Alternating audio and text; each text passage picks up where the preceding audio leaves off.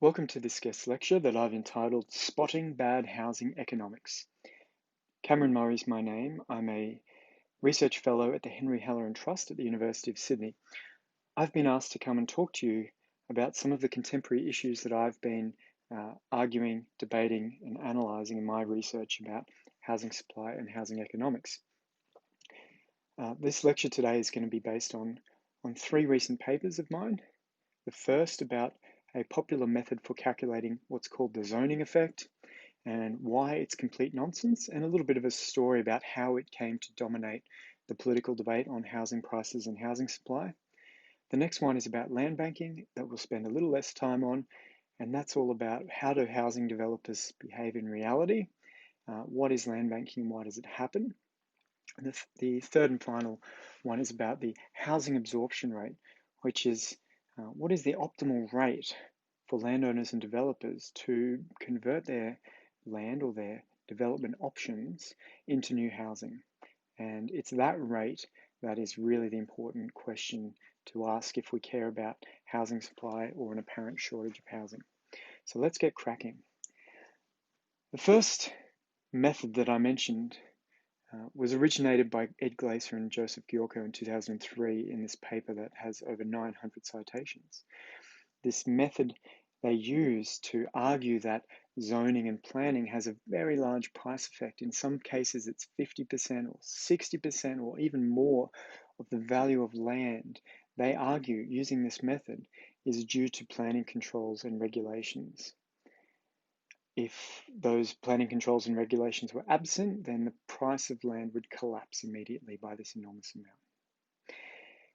The reason to focus on this is because this method has become very influential in housing policy discussions, which is weird. Why is it weird? Because when it was first presented at the Federal Reserve Bank of New York Policy Review Conference in 2003, there was commentary by Brendan O'Flaherty, who'd pre-read the paper and also presented his commentary on it at the conference, that said, it's a pretty bad method. I'm not sure it really says what you think it says.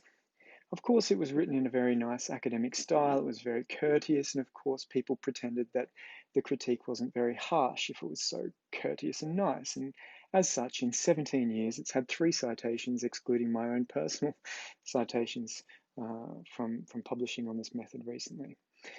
A couple of years later, Canadian Somerville also made a pretty scathing critique of the method, but again, in 15 years, 5 citations. These critiques have not been read at all, and we'll get to why that might be the case later. Energized by the popularity of this method, Glaeser and Gyourko expanded on it and made a similar argument looking at attached housing, so apartment buildings.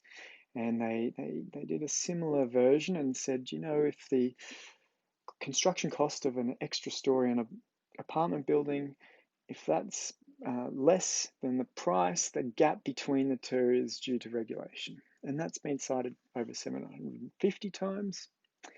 And if you read any recent academic papers about housing supply or prices, you will see these papers approvingly cited. They revolutionized the economics of housing supply academic debate. And we'll get to what's weird about it from the culture of academia as we go, but let's first focus a little bit on the media attention to this. You can see that the Reserve Bank has replicated both their methods, first in 2018, the effect of zoning on housing prices, and then again this year. A policy evaluation unit in New Zealand has replicated the method. The Sydney Morning Herald and many other newspapers loved the headline, "How a Secret Zoning Effect Costs Homebuyers Hundreds of Thousands." In fact, they research showed that Sydney house prices were 73% above costs because of zoning. And of course, this year the Fin Review also had a nice headline about apartment prices. So this is a really important, critical part of the housing supply debate, both in academia and in the popular media, and hence the policy debate. The politicians read these newspapers. So what is the method? I assure you that 99% of people who approvingly cite the method or report it in the media don't know what it is. So let's make it the 1%. On the left here, I quote from their paper. Let's just do that. We'll attend to this graph on the right in a minute. This is what Glaeser and Gyourko explain about their new method. It is noteworthy that we do not focus here on the housing side of the cost equilibrium. Instead, we focus on the role of housing supply. What is it that creates places where the cost of housing is so much higher than the physical construction costs? We offer two basic views. So let's just pause here and translate what that says.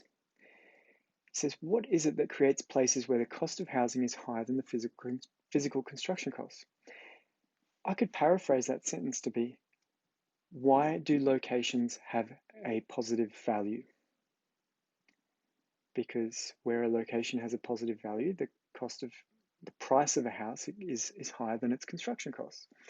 So they're really asking this fundamental question, why is property not free? Why are locations not free? And it's pretty weird. Okay, so let's continue. First, there is the classic economics approach, which argues that houses are expensive because land is expensive. According to this view, there is a great deal of demand for certain areas, and land by its very nature is limited in supply. As such, the price of housing must rise. I agree. That is the standard view, that if one location is better than another location because that relative location is in limited supply, not all locations compared to one are better, then that location will cost more than zero. That's been known for hundreds of years, thousands of years perhaps. But what did Ed Glaeser and Joseph Gyourko say? They say, our alternative view is that homes are expensive in high-cost areas primarily because of government regulation, that is, zoning and other restrictions on building.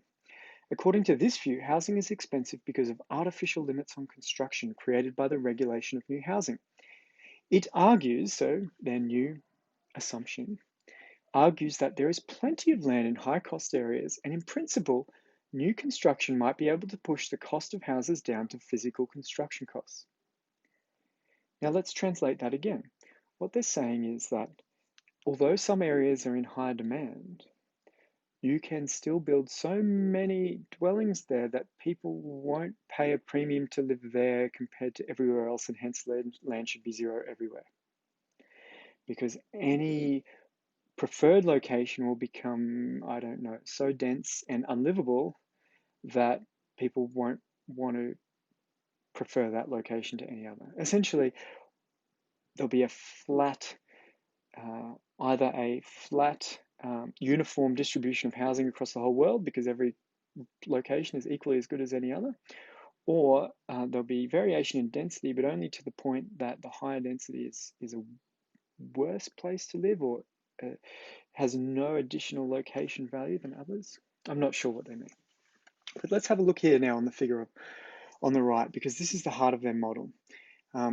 They assume that housing prices can be supplied at a cost that is represented by this equation, which says the price P as a function of L, so the price of a detached house as a function of its land area, yeah, is the cost of housing, so the capital value K, plus the cost of land regulation T, and plus PL, which is the price of an incremental piece of land. So if you've got a housing lot that's 400 square meters and a housing lot that's 500, but the house is the same size, then that extra 100 square meters costs P times 100.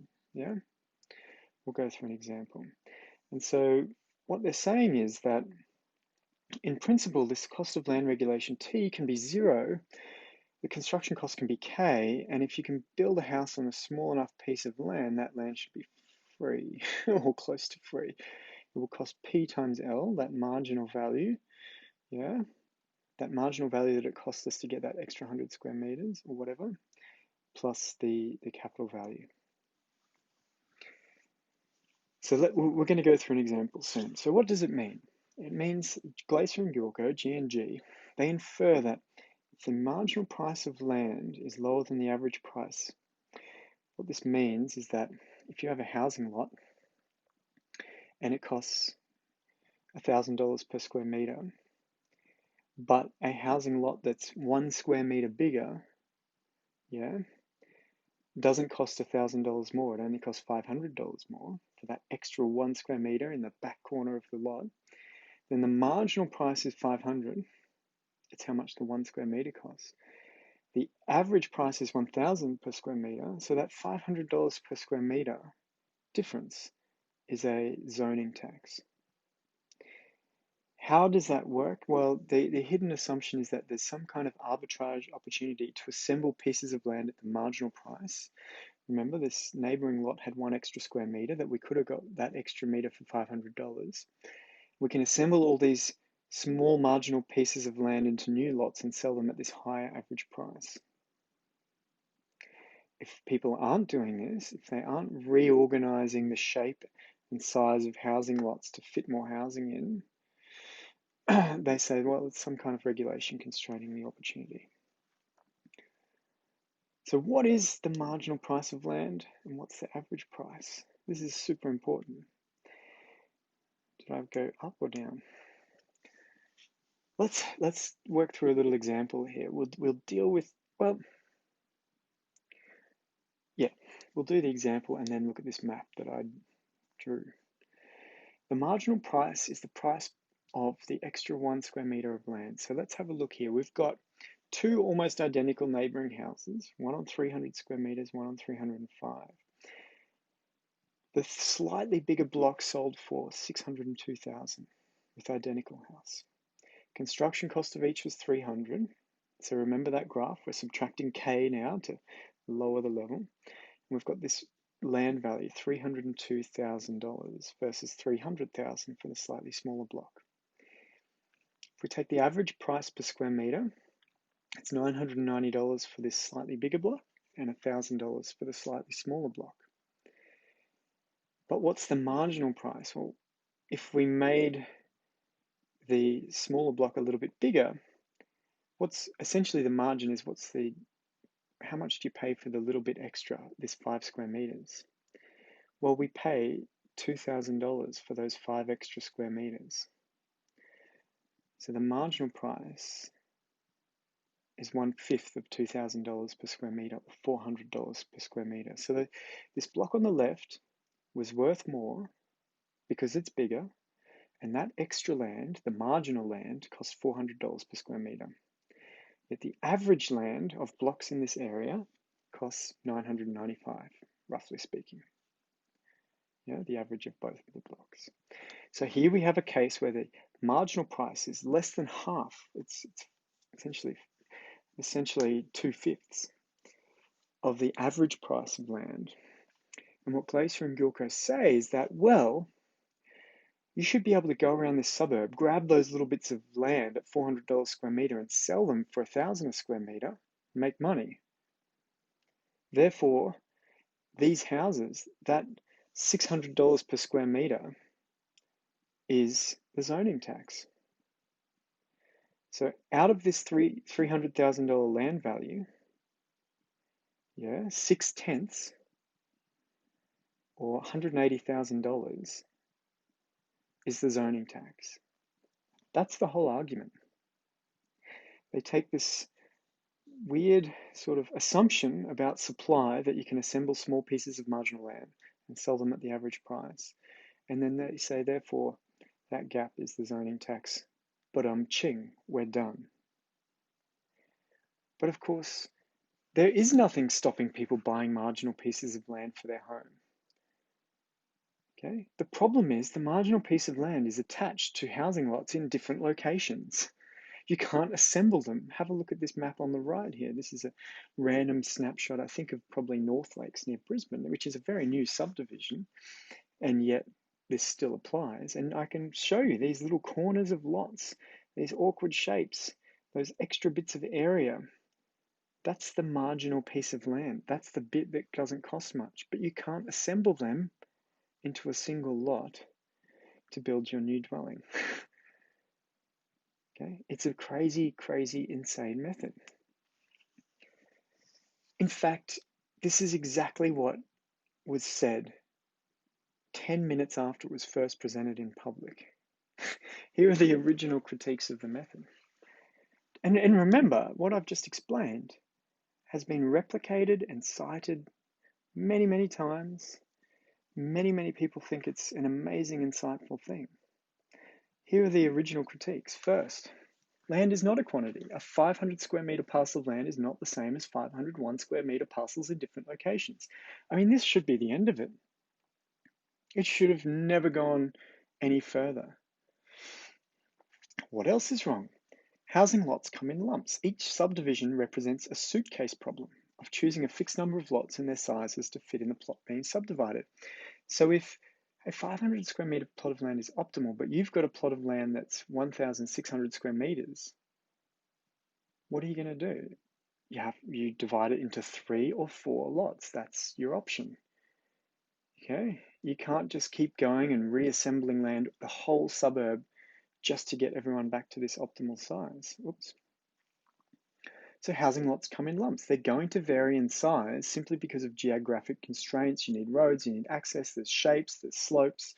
They're going to vary in size, and you're going to have slightly bigger lots not being worth a lot more because people aren't paying extra for that 1 square meter in the back corner behind the shed. And even if you did optimally subdivide all your lots so that the average and marginal price was the same, this would change as soon as the price changed. Yeah, unless you had a continuous and complete rebuilding of the city to maintain these lots. In the 3 months in June 2013, house prices in Sydney rose 10%. So in those 3 months, every single dwelling that existed became the wrong size, according to this method. The average would have increased much more than the marginal, and those 3 months, apparently, the whole city needed to be rebuilt and reconstructed, or this method would show the wrong thing. So when the Reserve Bank replicated this method, I thought, that is the weirdest thing I've ever seen. And so I replicated it, and this is my graph, and you can see that this graph looks very familiar to that earlier one that I saw, and this is for vacant land sites. So I don't need to subtract the cost of construction because these are vacant. So the fact that this log price is around 2, it's above 0. So land should be costing 0 according to this assumption. The fact that it's non-zero, this vertical portion, provides me the estimate of the average price. How high this line is above 0 gives me the implied cost of regulation by this method, or the zoning tax. And so I did this, and I replicated it, and I came up that, yeah, there's a zoning tax here. It's whatever it is, 50%.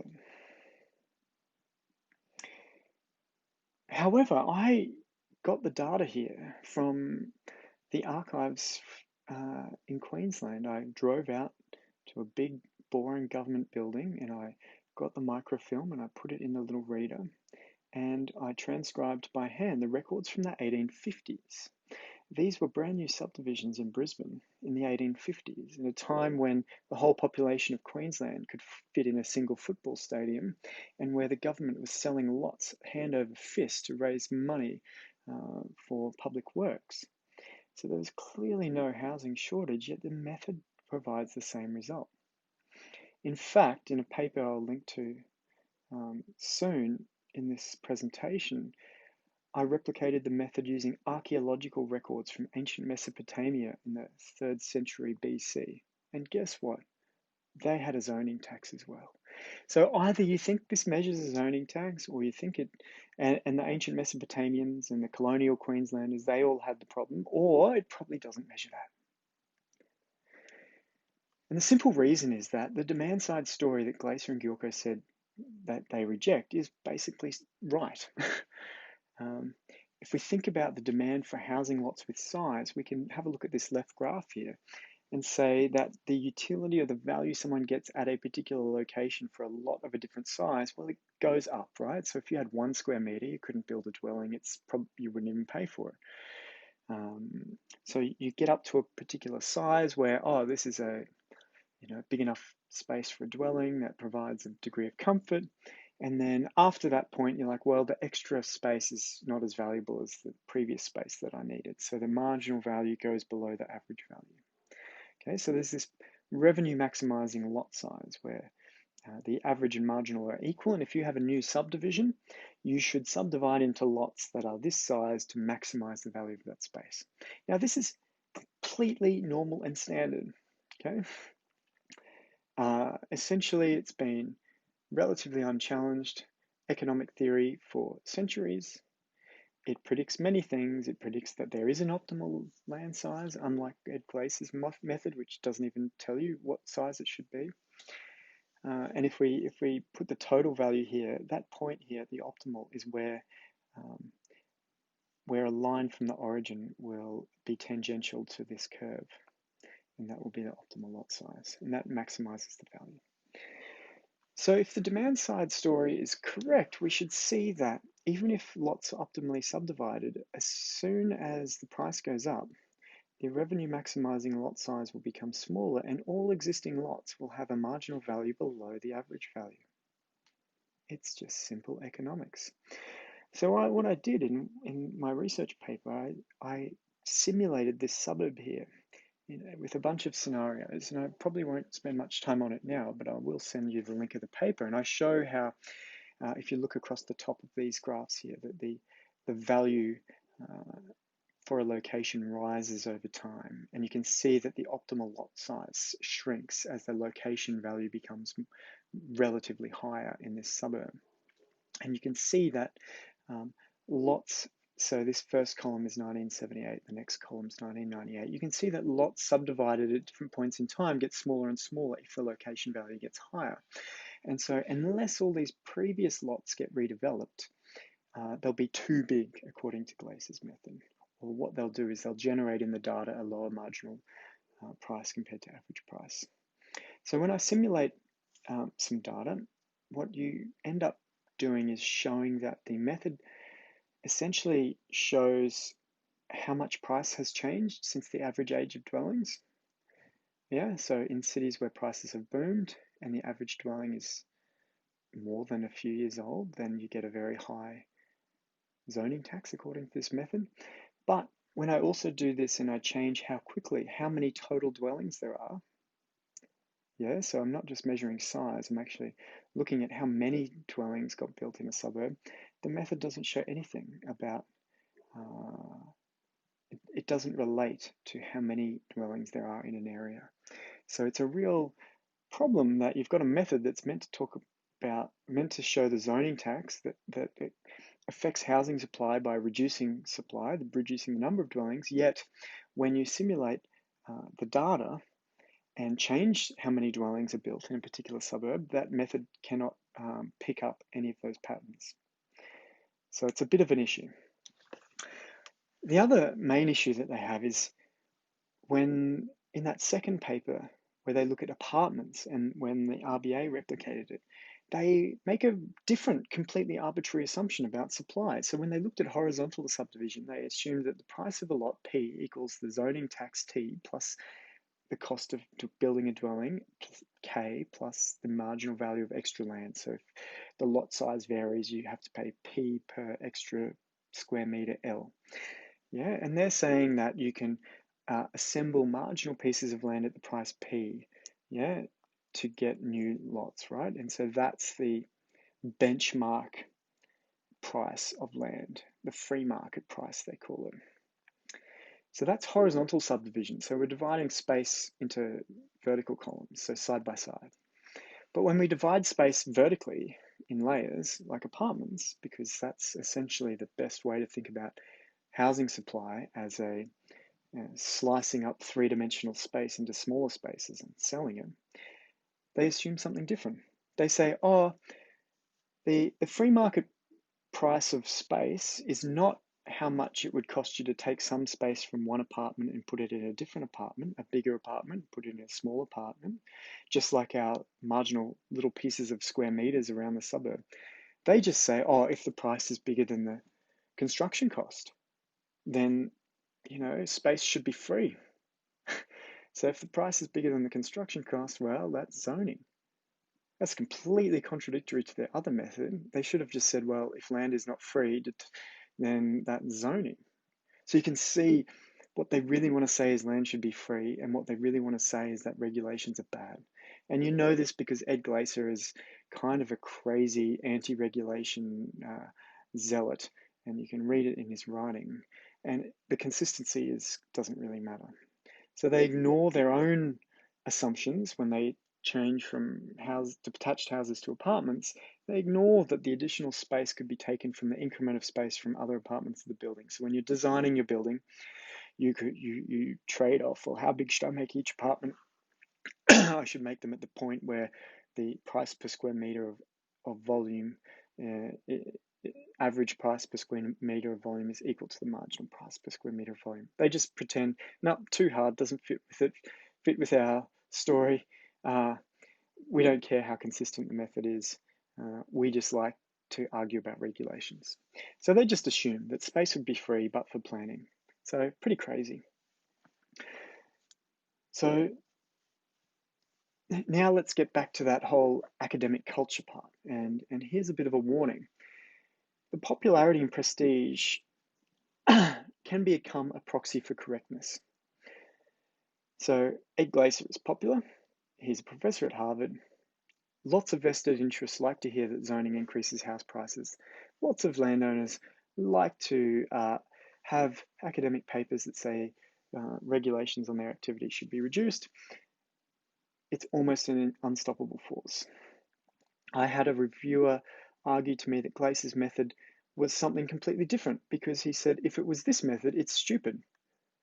So he's gone in to defend Glaser, an academic, reviewing a paper in an academic journal that I wrote that said this method is stupid. And he's saying it can't be that method because Glaser's a prestigious Harvard professor and it would be stupid of him to do that. So they don't care. They twist themselves in knots to defend his reputation. Another reviewer was much more honest with me. Let me just quote him. This is word for word what a reviewer, another academic, wrote. The G&G method is ripe for criticism. The early critiques of Somerville and O'Flaherty were massively ignored, and their authors probably didn't notice because they thought the G&G method was too ditzy to go anywhere. But as Murray points out, the method has become popular and its results have become influential. So Murray's critique is timely. G&G have both done a lot of good work. This strand of literature is really an aberration. So the profession's prior is that G&G are right and Murray is not. To move the prior, Murray has to be both succinct and serious. Succinct because nobody is going to start reading a long paper by someone they think is a kook. And serious because Murray must prove himself part of the brotherhood, not an outsider or rabble-rouser. Crazy, right? Essentially, they're saying it's a ditzy method, but, they've written some good papers. Everyone thinks I'm a kook for saying a ditzy method's a ditzy method. I've got to learn the secret handshake and, kiss the feet of the Harvard professor to say that they're wrong. So just a warning about academic culture. And this type of attitude is pervasive now in social media, in the mainstream press. Content doesn't matter. So regardless, I did get this paper critiquing the method out there, and you can find it here at this link. And if you Google it, I'll put some links at the end. If you go to my Google Scholar, you'll see free versions where you can read the whole thing.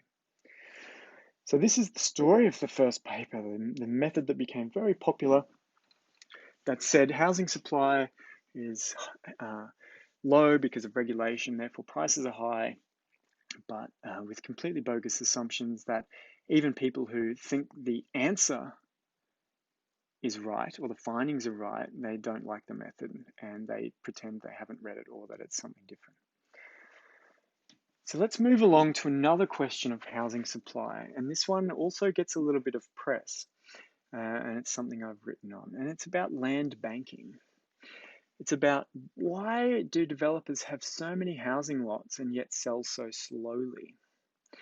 Because they keep asking us to rezone more land for them, and yet they own, the top 10 developers own hundreds of thousands of housing lots already zoned or approved. So what's going on? Now, this is what the industry would like you to believe. Here's a quote on the left from the CEO of the Property Council. Developers aren't in the business of land banking so that they can make a super profit in the future. All of the developers who are listed want to get that land onto the market as quickly as possible. They want to produce as much supply as possible, but the whole system is rigged against that. Okay. Let's see what developer Stockland, what their CEO told Su Lin Tan in the Fin Review. Developer Stockland said it has endeavoured to bring projects onto the market as quickly as it can clear complex approval processes, often through multiple local, state, and federal authorities. It is costly and inefficient for developers to hold inactive land, Stockland Residential Chief Executive Andrew Whitson said. Interesting. It's costly and expensive, hey? Let's have a look then at some data. You know, I'm not going to believe what you say to the media because you can lie to the media with no consequence. So first you need some kind of way to conceptualize what's going on here. And the way I think of it is buckets of lots that you can, when I'm talking about housing lots, I'm talking about carving up the three-dimensional space, either in apartments or in detached housing lots. And you've got these buckets. So you've got how much the planning system allows with the current controls if everybody who could develop had immediately developed. So you've got this big bucket, and that changes with zoning, and it changes with price growth as higher density becomes more viable. And you can see here that the yellow arrows say, well, what determines that bucket is a regulatory decision. So the residual plan stock, so how many, if every landowner said, well, I'm going to develop to the max today, to what the planning system says I can do, well, there's a huge amount of regulatory discretion in how big that bucket is. But getting those options to develop, those rights but not obligations, out of that bucket into the approved stock requires a developer decision. That part of this blue arrow. So it's a developer decision to seek an approval. It's a developer decision to seek an approval that complies with the plan compared to one that doesn't comply and probably won't be approved. That's their decision. And it's partly a regulatory decision of how long it takes to make that decision, for example, or what factors are imposed. So it's a joint decision there. But I would argue that developers or landowners collectively could just comply with plans and take up their options and get as many as they want. And then finally, getting out of the approved development stock bucket into the pool of houses that are built and occupied, requires a developer decision of how quickly to build or sell or construct. Yeah? It's up to them how quickly they sell, whether they drop their price to sell more quickly or raise it to sell more slowly. That's their decision. It's nobody else's after that point. So that's how we should think about getting through the planning system and whose decisions they are and how it's done. So what I did to look at the actual behavior of getting lots to the market is I looked at the annual reports of the top 8 listed housing developers in the country. And I looked at many reports, on average, I think about 12 years of reports for each developer. And I added up how many sales they had of housing lots and how many they had in their land bank and how many years it would take on average to sell all their lots. And you can see that they are selling hardly any. They have land bank 67,000 by Stockland. They're only selling 5,000 a year. Lendlease has 46,000. They're only selling 3,000 a year. It's pretty weird to hold 11, 12, or 13 years worth of stock on your books if, as they say, it's expensive and costly to hold all this land. You've got to wonder why they bought so much. It's pretty bad inventory management if you can only sell 5,000 a year to go and buy 67,000 lots.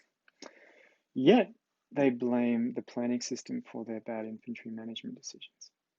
Now, I'm just kidding, because this difference between inventory and land banks is that land goes up in value and inventory of, for example, supermarket goods goes down in value as it ages, as it degrades or expires. So it's an investment. That's why these developers all have stapled trusts, because they have these portfolios of investment. So if I look at their total land bank, I can see each year's land bank and housing supply with these blue dots on the left. So this one up here says that that developer had nearly 70,000 in their land bank and they sold 2,000 housing lots that year. And this one had 85,000 and they sold 4,000. Now the prediction is if they're trying to sell all their lots in 1 year, which they could because mostly they're approved, you would be down here. It would be along this line. So what's this delay for? We can also look at just approved subdivisions and the remaining lots. So these are ones that are approved, they've already been for sale, they're half done, you can sell them any day of the week. And again, we have that same difference here. Okay, we've got subdivisions with 5,000 lots and they're only selling 500 a year, so that's 10 years. We've got subdivisions with 20,000 lots selling 300 a year. What's going on? They're approved, they're ready to go. So the weird thing, right, is that housing developers say they're buying as fast as possible, but what they're really doing is they're waiting for prices to go up, selling into a booming market, and then stopping selling when the prices fall. It's completely obvious and it's completely normal. What they want is planning changes so that they can get more free value from the land they already own. They don't have to go and do their job of finding sites and getting planning approvals and actually building houses. It's much, much better to make money just getting rezoned, marking up the value of your site, and potentially even selling it to someone else without building anything at all. So what do developers say when they have to be honest in their annual reports? Let's see what Lendlease says. The group has a further estimated 44 billion of secured urbanization pipeline representing an estimated 25,000 apartment units. The pipeline supports our target of delivering 1 to 2,000 units per annum. So they only want to sell, 1/25th to 1/12th of their stock each year. It's pretty slow. What about their communities pipeline? They have 52,000 lots and they're targeting, in fact, to sell only 3 or 4,000. They've got a decade of supply secured. They want long-term earnings visibility, flexibility to be disciplined and patient with future opportunities. This doesn't sound like a business in the market selling housing lots as fast as they can and being delayed by town planning controls. Definitely doesn't. And in fact, I've read probably 100 annual reports and have yet to read one single statement that says there are delays because of town planning or we couldn't meet our target completions because of town planning. Why is that? Well, these guys are obliged to be honest to shareholders. They can't lie to shareholders, so they can't write that in their annual reports. Here's a screenshot from Lendlease's 2020 annual report. Look at their apartments. They have 56,000 units. They only want to sell 1 to 2,000 per annum. Hang on, I just thought they had 25,000 apartment units in their pipeline. They've bought another 28,000 in the last couple of years, and yet they don't want to supply at a faster rate than they used to. I'm puzzled. Lendlease, you lie. You lie to the media. That's possibly one of the key lessons from today. Developers lie. They lie to planners, they lie to councils, and they lie to the media. The only place they're honest is with their investors.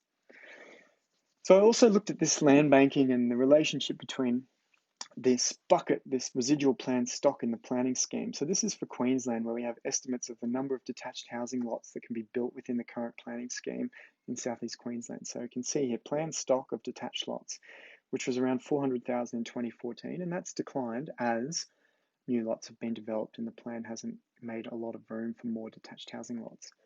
If you look at the annual lot production, you can see that it's risen from around 1,500 to 2,000 to around 3,000 per year. So even as this bucket has become emptier, it's been draining faster. Yeah. So the stock of what you can build in the planning system is unrelated to how quickly it gets converted. To put it another way, how full the bathtub is of water is unrelated to how quickly you can get the water out of it. Yeah? The stock and the flow. So don't be convinced by arguments that say, oh, we need to rezone all this land or we won't get houses. Well, there is a lot of land rezoned, and we know that the rate at which it's converted to housing is unrelated to how much there is. So we can see those sorts of results happening in other studies. Here's one from Woodcock looking at Melbourne infill rezonings, and they said, in many infill developments are voluntarily delayed as developers anticipate that the planning system will ultimately approve significant increases in height and density. They note that approvals already gained but undeveloped produce significant capital gains that can be cashed without construction. they don't want to flood the market. They just want to make money. I'm not holding it against them, but for academics to get sucked in and pretend that these benevolent housing developers are going to flood the market and crash the price just because they can is crazy. Murphy says also that rising prices make building today more attractive, but also make waiting more attractive, thus reducing the responsiveness to price. Because if you have 59,000 lots in your land bank, prices go up 10%, you get that gain because you own the land bank before you even sell it. You can mark those gains to market. So that's the second puzzle, land banking, and I'll put out some links at the end. Land banking is completely misunderstood as well in the housing supply debate. People think developers don't land bank, and yet go and read the annual reports and they brag about how good they are at land banking. It's completely insane to me. So the question then is, well, what is causing this rate of new supply? We know it's not how big the bucket of planned sites is, because the size of this bucket doesn't relate to how quickly it gets drained or how quickly potential developments get converted to actual developments. So that rate is known as the absorption rate. Okay, and I'll send you a link at the end, but my most recent paper is about this absorption rate question. And the motivating puzzle is this. You're a housing developer with a large plot of land on the fringes of a major city with no planning constraints. How quickly should you sell these lots to supply them to the housing market? This is the real puzzle, because we've got a lot of confusion about dwelling supply, a lot of confusion. People assume that density, the dwellings per land area, is the same as the rate of new supply. They assume that if a developer can build twice as many dwellings, they will build twice as quickly. That is wrong, because the rate that you supply is unrelated to the size of the bucket. So let's have a look at how you optimize this rate of supply.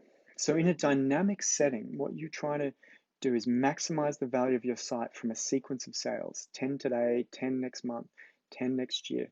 You want to get this sequence right. Or is it 5 today, 5 next month, 5 next year? You want a sequence of dwelling lot sales is maximized. So you maximize the value of this sequence over time when the marginal sale in the next period makes you equally as well off as selling that dwelling today. So the point where you maximize that flow of sales is where you are equally well off delaying a sale from today into next period or bringing that next period sale forward. When you're at that point, you've got the optimal rate per period over time, so that optimal rate of new supply. So what factors influence this absorption rate? Well, they're the ones that change the relative gain from selling now or later. So let's have a look, and I'm skipping to the result here because I'm going to send you to a blog and I'm going to send you to the original paper, but I really just want to tell you. So firstly, what affects how quickly you sell? Well, how thin the market is. How many sales you can make without having a large effect on the rate of price growth. So if you're in a big established city area with lots of growth happening, you can sell faster because when you sell more, it's not going to have a large effect on the price in that area because compared to the thickness of market demand, it's not going to have a big price effect. Yet if you're in a small regional town, you've got a really big subdivision, well, it's going to be very sensitive. If you double or triple your rate of supply, you're going to crash. You're going to have to crash prices to do it. So sensitivity of price growth rate to supply. So the more sensitive you are, the less you sell. So the market demand growth rate, which is D prime, which is the change in demand. So it's how quickly you sell is not related to how high the price is, it's how quickly the price is changing due to demand. And essentially this is positively related. So you sell into a boom and withhold sales during a bust. That's what everyone does. If you look at the market, if you skip back up to the sales from these developers, they sold into the price boom and they decreased in the bust. That dotted line is the price growth. So you can see the price growth there for Lendlease in 2003 to 5, booming, and then again from 2012 to 2017. So they're selling into a boom and decreasing in a bust. This is important though, because people argue that developers will supply so many houses that the price crashes. But if they're supplying that fast and price goes down, they best response is to decrease supply, right? So they can't sell so fast to decrease prices. There's a built-in ratchet effect for in their economic situation. So what's optimal for them is if prices start falling, they reduce supply, meaning they can never flood the market to reduce prices. It's not optimal for anyone to do. And the other factor here is this interest rate and land taxes, I plus tau, which essentially is how much you make from getting your cash today, from cashing out that lot, selling it, getting that cash, where you'll earn the interest rate and you'll avoid the tax on it. Yeah. So that's the more you get from that, the better off you are selling today rather than later, and that increases the total absorption rate. So we've got one bit less left in here, this omega. It's called scaling factor for variable density. And what this means is that if you delay selling a lot today and the price goes up, you can re-subdivide that lot into smaller lot sizes. You can change the density in response to price in the future. So what does this look like? I'll quickly go through this. Let's just say you're at point. The point here is that the more dwellings density you get, dwellings per lot in the horizontal, the average cost of the dwelling rises and the marginal cost rises. Okay. So you've got to build more housing to get the same value per space. This is why buildings aren't infinitely tall, because there's a rising cost component. So if the price is at PT and the optimal dwelling density is DT, the value of the site is this orange area here in the dashed line. It's the price minus the average cost at that point, yeah, times the number of dwellings or the number of lots that you subdivide into. But if the price rises to PT plus 1, this is, if you haven't done any economics, then this is probably a bit fast for you. The optimal point is where price is marginal cost, and your land value therefore is this big area here, A plus B, yeah? This is the previous value, that orange, plus A plus B minus C in terms of the areas. So this large dark outline area, which includes the top of the orange section A and B, that's your new value.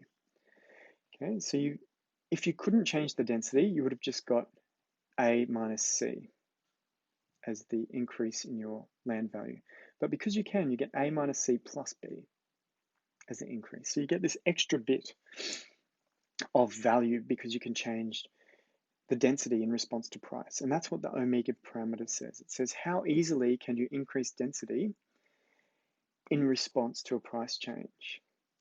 And what it means is that if omega is high, yeah, and it's on the denominator, you sell less. So if it's easier for you to go and change the density in the future, then you'll sell less. You'll sell slower. Yeah, but if you can't change density in the future, you'll sell faster. Think about it this way. If I'm doing a big subdivision and the minimum lot size is 400 square meters and I want to do them all at 400, I'll just sell at a particular rate. However, if in the future the council might change their mind and make the minimum lot size 300, all those lots that I haven't sold, I might be able to take every 3 lots and re-subdivide them and make them 4 before I sell them. And that will increase the value I get from that land. So that's what that omega represents. And what it means is that if you constrain density, you can accelerate supply because the payoff from waiting to develop to higher density is lower. So in fact, if you think about the absorption rate rather than the size of the bucket of planned new housing, you can increase it by fixing and limiting densities. And that's been known since the 80s in the top economics journal, the American Economic Review. A great article by Sheridan Titman said, do you know what? If you start limiting density in some areas, you might find perversely that those areas develop quicker than neighboring areas where density is unconstrained, because the unconstrained areas, the payoff to waiting is higher. So I'm going to cut it short here. That's been 50 minutes. For more reading, I highly recommend my blog. I write once a month or more often, and it's usually very detailed writing about housing supply or some other random technical economic thing. This is the most recent post about this absorption rate that links to the academic paper I've written. To read all my other papers, you can go to my Google Scholar page and there'll be free versions of all of them. I've written about land taxes, the value gains to land from the Gold Coast Light Rail. I've written about political relationship networks predicting land rezoning and so on and so forth. And if you're on social media, please follow me on Twitter. Thanks for your time. I look forward to the Q&A.